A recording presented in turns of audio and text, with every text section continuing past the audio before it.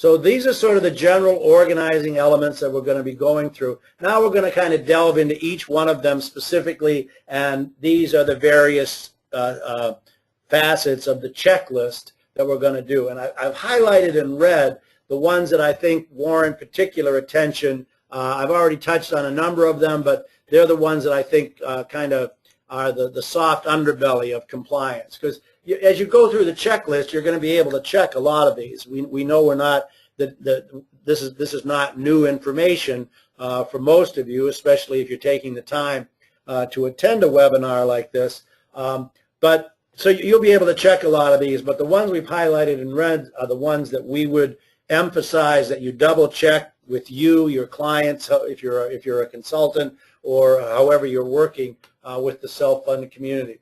So a lot of these things on the overall compliance will look familiar to you, but again, it takes a team. You can't do all these things by yourself. So one of the things we highlight here is you got to reconcile advice from everybody.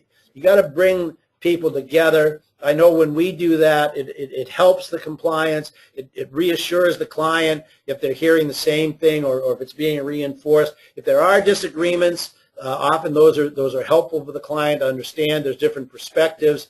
They can sort out, their point of view if you get them that information. If you're trying to be the source, the only place you go, like many of these payroll vendors are, we think you're doing the client a real disservice.